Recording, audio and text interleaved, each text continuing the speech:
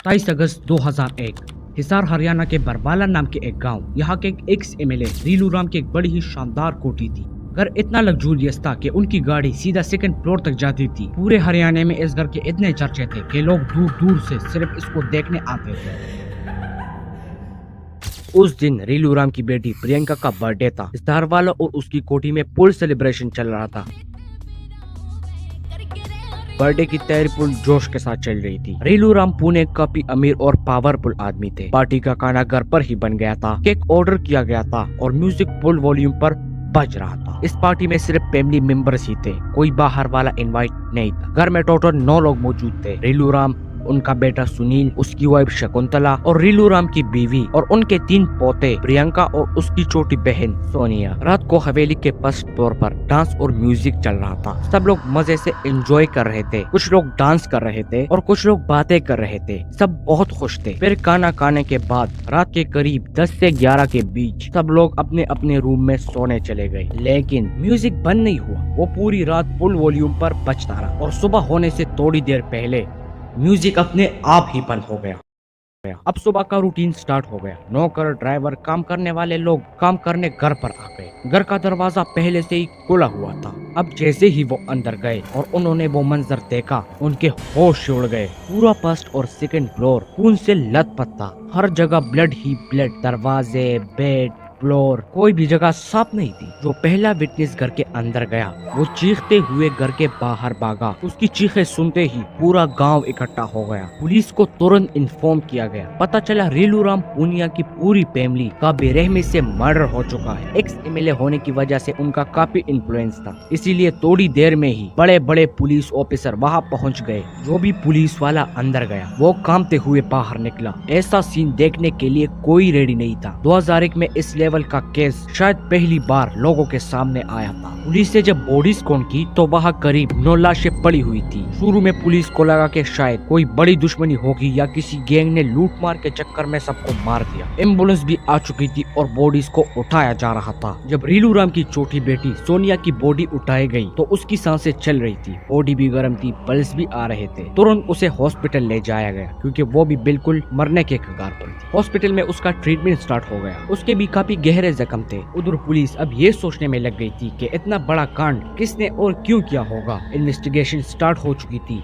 सब कुछ चेक हो रहा था। जब नौकरों से पूछताछ की गई तो सब लोग बस एक ही बात बोल रहे थे। रात को सब कुछ बिल्कुल नॉर्मल था। हैप्पी एनवायरनमेंट था। सब हंस रहे थे, एंजॉय कर रहे। पुलिस ने एनिमीज की लिस्ट निकाली। कोई प्रॉपर्टी डिस्प्यूट, कोई पॉलिटिकल दुश्मन या कोई बिजनेस राइवल। पूरा दिन इन्वेस्टिगेशन में निकल गया और उधर सोनिया हॉस्पिटल में अभी तक बेहोश थी, इसीलिए उसकी कोई भी पूछताछ हो नहीं पा रही थी। अगला दिन 25 अगस्त को पुलिस और फोरेंसिक टीम हवेली पहुंचती है। उधर हॉस्पिटल में जब सोनिया को होश आता है, पुलिस उसे पूछती है आखिर क्या हुआ था उस रात। सोनिया कहती है मुझे नहीं पता, किसी ने मेरे सर पर जोर से डंडा मारा और मैं बेहोश हो गई। उसके बाद मैंने कुछ नहीं देखा और ना ही कुछ सुना और ना ही मुझे ये पता है कि कितने लोग थे और कौन थे और उन्होंने आखिर ये क्यों किया। पुलिस ने सोचा कि जब ये पूरी तरह से ठीक हो जाएगी तब दोबारा इससे पूछताछ करेंगे, लेकिन उधर हवेली में इन्वेस्टिगेशन चल रही थी। हर एक डिटेल को ध्यान से चेक किया जा रहा था। डॉक्यूमेंट्स वेरीफाई किए जा रहे थे। तभी पुलिस को एक डायरी मिलती है और उसी डायरी के अंदर एक लेटर होता है। जैसे ही पुलिस ने वो लेटर पढ़ा उनके होश उड़ गए। नौकरों ने बताया कि ये डायरी सोनिया मैम की है। पुलिस लेटर और डायरी लेकर सीधा हॉस्पिटल पहुंचती है। अब सोनिया भी स्टेबल हो चुकी थी। पुलिस ने सिर्फ उससे एक ही सवाल पूछा, क्या ये तुम्हारी डायरी है? सोनिया, हाँ। उसके बाद पुलिस ने वो लेटर उसके सामने रख दिए। मतलब ये लेटर भी तुमने ही लिख के है? अब सोनिया घबरा गई कि ये लेटर इनको कैसे मिल गया, क्योंकि उस लेटर में जो लिखा था वो उसने अपने पति संजीव को लिखा था और उस लेटर में कुछ ये था, मैं अपने घर वालों से इतनी नफरत करती हूँ कि अब मैं इनमें से किसी को भी जिंदा नहीं छोड़ूंगी, मैं सबको मार दूंगी। तुम साथ दो या ना दो, मैं ये काम अकेले करूंगी। ये पढ़ते ही पुलिस को समझ आ गया कि खूनी घर के अंदर ही है। पुलिस सोनिया से पूछती है लेकिन वो मानने को तैयार नहीं थी। फिर उसके पति संजीव को ढूंढा जाता है। आखिरकार पुलिस दिल्ली में उसे पकड़ लेती है और सख्ती से पूछताछ करती है। आखिरकार संजीव टूट गया और उसने पूरी कहानी बता दी। जब सोनिया और संजीव को सामने करवाया गया तो सोनिया भी टूट गई। उसके बाद जो कहानी उन दोनों ने सुनाई कि आखिर उस रात हुआ क्या। 28 अगस्त की रात का वो मंजर अब पुलिस के सामने धीरे धीरे क्लियर होने लगा। अब आगे जो आप देखने वाले हो उसके लिए खुद को प्रिपेयर कर लो, क्योंकि मे भी समटाइम तुमको लग सकता है कि ये कोई मूवी का सीन चल रहा है, लेकिन नहीं, दिस इज द रियलिटी। कहानी है रीलू राम पूनिया की, जो 1996 में हरियाणा का एक्स एमएलए रह चुके हैं और हिसार के काफी अमीर लोगों में उनका नाम आता है। लेकिन रीलू राम शुरू से ही अमीर नहीं थे, वो एक मिडिल क्लास फैमिली से बिलोंग करते थे। शुरुआत में उन्होंने एक ट्रक क्लीनर के रूप में काम शुरू किया, फिर धीरे धीरे काले तेल के बिजनेस में ऐसा जम मारा कि पैसा बरसने लगा। कुछ ही सालों में वो करोड़पति बन गए। हिसार में बड़े बड़े जमीनें खरीदने लगे, दिल्ली में मकाने और मकाने, मतलब काफी तरक्की कर ली थी उनके एम्पायर ने। और जिस हवेली में ये पूरी घटना हुई वो खुद ही एक अट्रैक्शन थी। लोग दूर दूर से उसे सिर्फ देखने आते, क्योंकि उस टाइम पर पूरे हरियाणा में एक ऐसा घर नहीं था जहाँ कार सीधा सेकंड फ्लोर के बेडरूम तक जाती हो। रीलू राम जी की 2 शादियाँ हुई थी। पहली उमी देवी से, जिससे उनका एक बेटा था सुनील, और दूसरी शादी कृष्णा देवी से, जिससे 2 बेटियां हुई, प्रियंका और सबसे छोटी बेटी सोनिया। सुनील की शादी शकुंतला से हुई थी और उनके 3 छोटे बच्चे थे, 4 साल का लोकेश, 2 साल की शिवानी और 30 से 40 दिनों की छोटी सी प्रीति। ऊपर से देखो तो एक खुशहाल, परफेक्ट और अमीर फैमिली लगती है, लेकिन अंदर ही अंदर कुछ और चल रहा था। अब प्रियंका का बर्थडे हर साल 24 अगस्त को सेलिब्रेट होता था, लेकिन इस बार डिसाइड हुआ कि बर्थडे 23 अगस्त को ही मनाया जाएगा। और ये डिसीजन लिया सोनिया ने, क्योंकि 24 को उसका कोई काम था। सोनिया अपने हस्बैंड संजीव के साथ दिल्ली में रहती थी। 21 से 22 अगस्त के आसपास वो संजीव के साथ टाटा सोमियो में बैठकर हिसार पहुंची। संजीव ने कहा, जब यहाँ आ ही गए हैं तो प्रियंका को भी साथ ले चलते हैं। असल में ये भी इनके प्लान का हिस्सा था। सोनिया अपनी सिस्टर को लेने विद्या देवी जनरल स्कूल गई। अब तीनों वापस घर आए। सोनिया ने फैमिली से कहा कि बर्थडे 23 को ही सेलिब्रेट करते हैं। सब मान गए। घर में ही खाना बना, म्यूजिक का अरेंजमेंट हुआ, फुल सेलिब्रेशन चल रही थी। नौकरों को पता था कि सोनिया घर आई है, लेकिन संजीव के बारे में किसी को भी पता नहीं था, क्योंकि रास्ते में ही उसकी तबीयत खराब हो गई थी और वो गाड़ी की बैक सीट पर लेटकर सो गया था। तो 23 अगस्त की रात हवेली में टोटल 10 लोग मौजूद थे। सूरज ढल चुका था, अंधेरा छा गया था। बर्थडे पार्टी फुल स्विंग में थी, म्यूजिक, डांस, सेलिब्रेशन, क्योंकि काफी टाइम बाद पूरी फैमिली एक साथ थी तो सब एंजॉय कर रहे थे। कुछ लोग डांस कर रहे थे, कुछ लोग खाना बना रहे थे। रीलू राम जी को रात को सोने से पहले खीर खाने की आदत थी और उस रात भी खीर बनी थी। रात के करीब 10 से 11 के बीच में सोनिया खुद किचन में जाती है और सबके लिए खीर बनाती है, लेकिन उस खीर में चुपके से नींद की गोलियां मिला देती है। सवाल यही है, सोनिया के दिमाग में आकर चल क्या रहा? वो सबको खीर सर्व करती है, यहाँ तक कि अपनी छोटी सी भतीजी को भी खीर खिला देती है, जो कि बस कुछ ही महीनों पहले पैदा हुई थी। अब ऑब्वियसली थोड़ी देर बाद सबको नींद आने लगती है। म्यूजिक चल रहा था, लोग धीरे धीरे अपने रूम्स में जा रहे थे और कुछ ही वक्त में पूरा घर बेहोश हो जाता है। सिर्फ 2 ही लोग होश में थे, सोनिया और उसका पति संजीव। सोनिया थोड़ी देर वेट करती है, कंफर्म करती है कि सब सो चुके हैं। पूनिया फैमिली अलग अलग फ्लोर्स पे रहती थी, कुछ फर्स्ट फ्लोर पे तो कुछ सेकंड फ्लोर पे। लगभग 20 से 30 मिनट बाद सोनिया और संजीव एक एक करके सबको चेक करते हैं कि कौन होश में है और कौन नहीं। और जब उन्हें यकीन हो गया कि सब बेहोश हो चुके हैं, इसके बाद सोनिया संजीव से कहती है, अपना रिवॉल्वर निकालो और सबको गोली मार दो। संजीव ने तुरंत मना कर दिया। उसने कहा, रिवॉल्वर में सिर्फ 6 ही गोलियां हैं और यहाँ 8 लोग हैं, बाकी 2 को कैसे मारेंगे? और अगर गोली की आवाज से कोई जाग गया तो?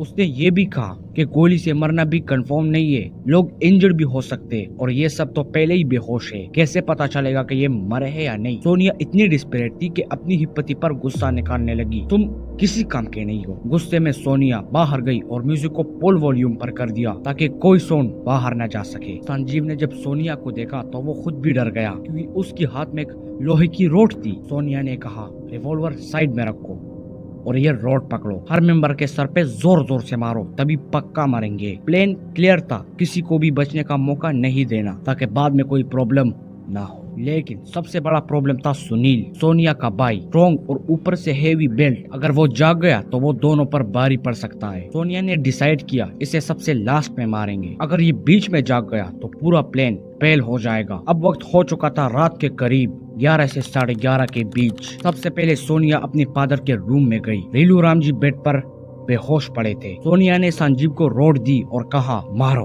संजीव के हाथ कांपने लगे। वो पहली बार किसी को मारने जा रहा था, वो भी अपने ससुर को। सोनिया उसे पीछे से बढ़ा रही थी। क्या हुआ, डर गए? तुमसे एक काम नहीं होता। अगर आज हम इन्हें नहीं मारेंगे तो कल ये हमको मार देंगे। अब धीरे धीरे संजीव का कंट्रोल टूट गया। उसने रोड उठाई और रीलू राम जी के सर पर लगातार 6 से 7 बार जोर जोर से वार किया। अब जब ये सब हो रहा था, सोनिया बिल्कुल पास में खड़ी थी और उसे रोक नहीं रही थी, बल्कि और मारने के लिए कह रही थी। कुछ ही पलों में रीलू राम जी का सर पट चुका था। उनके पैर बेड से नीचे लटक गए। फिर सोनिया उनकी नब्ज चेक करती है और ये कंफर्म करती है कि वो अब मर चुके हैं, और इसके बाद अपनी पति को बधाई देती है। चलो, पहला काम तो हो गया। इसके बाद दोनों अगले रूम में जाते हैं, जहाँ सोनिया की खुद की अपनी सगी माँ बेहोश थी। सोनिया ने संजीव को कहा इसको भी मार। जब तक संजीव हिम्मत जुटाता, सोनिया ने खुद की अपनी माँ के मुंह पर तकिया रखकर उनका गला दबाना शुरू कर दिया। उसे खुद भी समझ नहीं आ रहा था कि वो जिंदा है या नहीं। सोनिया को समझ नहीं आ रहा था कि वो जिंदा है या मर चुकी है। थोड़ी देर तक उसने तकिया मुंह पर रखा, फिर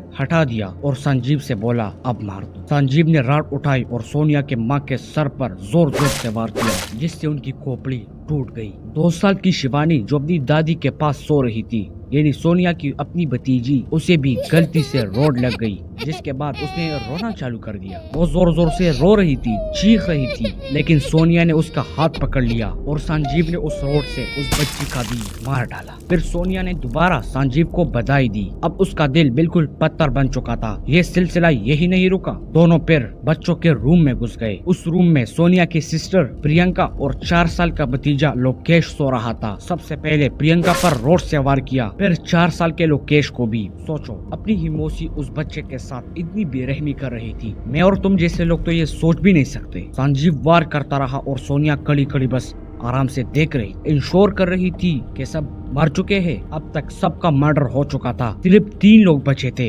उसका भाई सुनील, भाभी शकुंतला। अब सोनिया और संजीव 2nd फ्लोर पर गए, क्योंकि सबसे मुश्किल काम अभी बाकी था। सोनिया सुनील के रूम में जाती है। वो धीरे धीरे सुनील के रूम में घुस गई। सुनील बेहोश था। सोनिया ने चुपके से 1 से 2 महीने की प्रीति को उठाया, वो नन्ही सी बच्ची जिसका सोनिया से कोई वास्ता नहीं था। सोनिया ने उस बच्ची को उठाया और उसे साइड पर रख दिया ताकि वो रोए ना। फिर कहा पहले इसके हाथ पैर बांध दो। दोनों ने मिलकर पहले सुनील के हाथ पैर को बांधा। फिर सोनिया ने कहा इसे ज्यादा जोर से मारना, ये बहुत स्ट्रॉन्ग है, बचना नहीं चाहिए। दोनों को डर भी लग रहा था कि कहीं वो बीच में जाग न जाए। उसने सोचा या तो ये हमें मार देंगे या हम इन्हें। और फिर वो सुनील के सर पर लगातार वार करता रहा बिना रुके। सुनील का सर भी पूरी तरह टूट चुका था। उसके बाद सोनिया ने उस नन्ही प्रीति को उठाया, झूला झुलाकर उसे जोर जोर से दीवार पर पटक दिया। इसके बाद दोनों सुनील की वाइफ यानी सोनिया की भाभी शकुंतला के पास गए, जो बेड पर बेहोश पड़ी थी।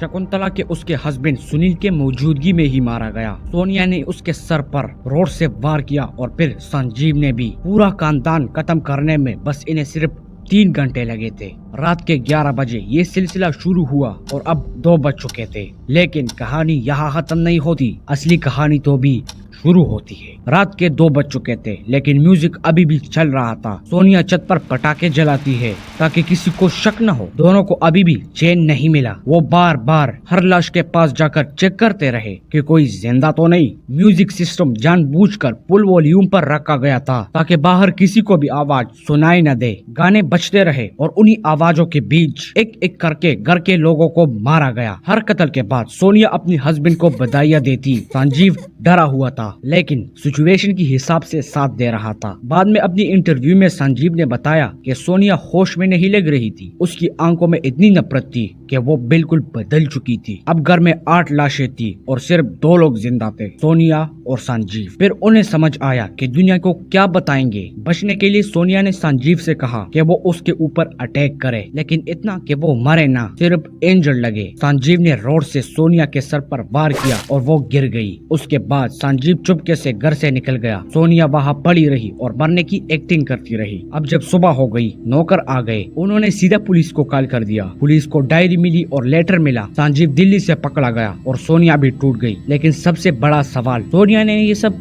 किया क्यों? पुलिस सोनिया को स्टेशन से बाहर लाती है। उसके चेहरे पर कोई पछतावा नहीं था। सोनिया ने अपना जुर्म कबूल किया और जो कहानी उसने बताई उससे सबका दिमाग ही घूम गया, क्योंकि मैं भी तुम्हें लग सकता है कि कोई इस चीज के लिए इतना गिर सकता है। सोनिया एक अच्छी एथलीट थी और संजीव जोड़ो का चैंपियन। दोनों की मुलाकात स्पोर्ट्स के दौरान हुई। धीरे धीरे दोनों में प्यार हुआ और उन्होंने शादी कर ली। लेकिन रीलूराम पूनिया और उनकी फैमिली इस शादी के खिलाफ थी, क्योंकि संजीव उनके हिसाब से कम हैसियत का था। फिर भी बेटी की खुशी के लिए फैमिली मान गई और शादी को एक्सेप्ट कर लिया। शादी के बाद सोनिया का एक बेटा भी हुआ, जो उस वक्त लगभग 1 से 1.5 साल का था। शादी के बाद सोनिया को लगता था कि उसके मायके वाले उसकी हस्बैंड की रिस्पेक्ट नहीं करते, मीन संजीव की रिस्पेक्ट नहीं करते, और ये चीज सोनिया के ईगो पे लग गई थी। बट सिर्फ यही रीजन नहीं था, और भी काफी रीजंस थे। सोनिया को धीरे धीरे रियलाइज हुआ कि जिंदगी सिर्फ प्यार से नहीं चलती, पैसों से भी चलती है। रीलूराम ने अपनी दामाद की मदद की भी, लेकिन सोनिया और ज्यादा चाहती थी। सोनिया चाहती थी कि संजीव अपना नया बिजनेस शुरू करे। उसने अपने पिता से कहा कि 50 एकड़ की जमीन बेचकर संजीव को पैसे दे दो। रीलूराम तैयार थे, लेकिन उनका बेटा सुनील इस बात के खिलाफ था। सुनील ने कहा, जमीन नहीं बेचेंगे, अगर पैसे चाहिए तो कैश में दे देंगे, जो कि सिंपल सी बात है कि अगर तुमको पैसे ही चाहिए तो हम तुम्हें पैसे दे देंगे। लेकिन ये बात फिर से सोनिया के ईगो पे लग गई। जब सुनील ने ये बात डायरेक्टली सोनिया को बताई तो सोनिया गुस्से में आ गई और उसने अपनी ही बाई पर रिवॉल्वर तांग दी। यहाँ से सोनिया के दिमाग में एक खतरनाक प्लान बना। उसे लगा कि इस तरह सारी जमीन, पैसा, फैक्ट्री सब कुछ उसका हो जाएगा अगर वो अपनी ही फैमिली को मार डाले। उसने संजीव को भी इस प्लान के लिए मना लिया। संजीव सोनिया से बहुत प्यार करता था, इसीलिए वो भी मान गया। बाद में दोनों ने कैमरे के सामने अपना जुर्म कबूल भी किया। लेकिन अब जब केस कोर्ट में आ गया, सोनिया अपनी ही बयान से मुकर गई। उसने कहा कि उससे जबरदस्ती फंसाया गया है। आखिरी में सिग्नेचर जबरदस्ती करवाए गए थे। मुझे नहीं पता था उस वक्त कागजों में क्या है क्या नहीं है।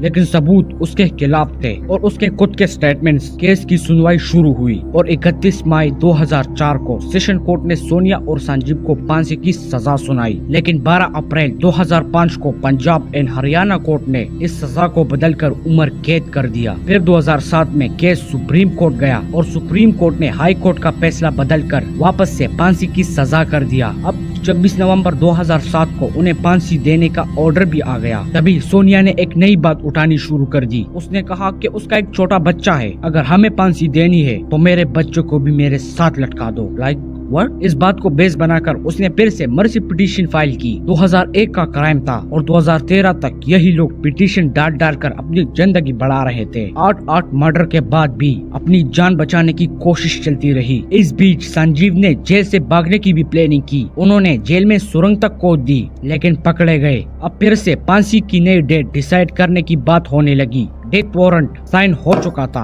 बस डेट का इंतजार था। 2013 में कभी भी फांसी हो सकती थी। उनकी मौत बिल्कुल करीब थी और सारे लीगल रास्ते अभी बंद हो चुके थे, लेकिन फिर भी उन्हें फांसी नहीं दी गई। 2014 आ गया, लेकिन दोनों अभी भी जिंदा थे। क्यों? क्योंकि सुप्रीम कोर्ट में एक पिटीशन चल रही थी। पिटीशन में कहा गया कि जिन लोगों को फांसी की सजा मिल चुकी है और उन्हें सालों तक वेट करना पड़ा है, तो वो हर दिन मेंटली मर रहे होते हैं। ये एक तरह का लीगल इनजस्टिस है। आर्गुमेंट ये था कि अगर फांसी देनी ही है तो तुरंत दी जानी चाहिए, इतना लंबा इंतजार नहीं। 21 जनवरी 2014 को सुप्रीम कोर्ट ने इस बात को मान भी लिया। लेकिन एक पिटीशन आती है और कोर्ट का फैसला इनके लिए मौत नहीं जिंदगी लेकर आती है। कोर्ट ने पहले ही इन्हें डेथ सेंटेंस दे दिया था, लेकिन उन्होंने बार बार पिटीशन डालकर 12-13 साल तक फांसी से बचाव कर लिया। अब दोनों को लाइफ इम्प्रिजमेंट की सजा मिल चुकी थी, लेकिन कहानी यहाँ खत्म नहीं होती। 2018 में संजीव फेक डॉक्यूमेंट्स बनाकर पैरोल पर जेल से बाहर आ गया और सीधा गुजरात भाग गया, जहाँ वो एक बाबा बनकर रह रहा था। सिर्फ नॉर्मल बाबा नहीं, वो फुल टाइम वाला बाबा।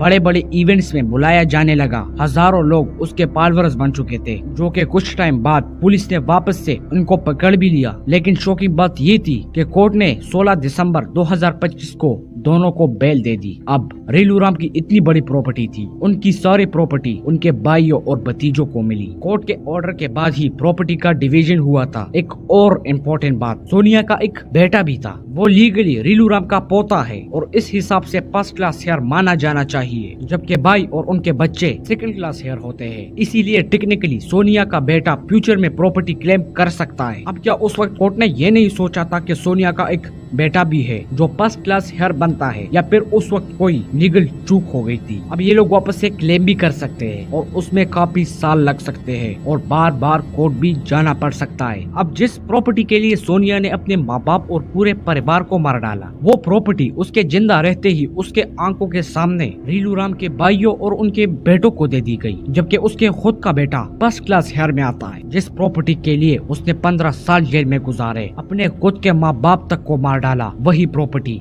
उसकी नहीं हो पाई। तो चलिए आज का ये वीडियो यहीं पे खत्म करते हैं। अगर आपको ये वीडियो पसंद आई तो प्लीज लाइक कीजिए और इस चैनल को सब्सक्राइब कीजिए अगर आप इस टाइप की डॉक्यूमेंट्रीज वीडियोस देखना चाहते हैं।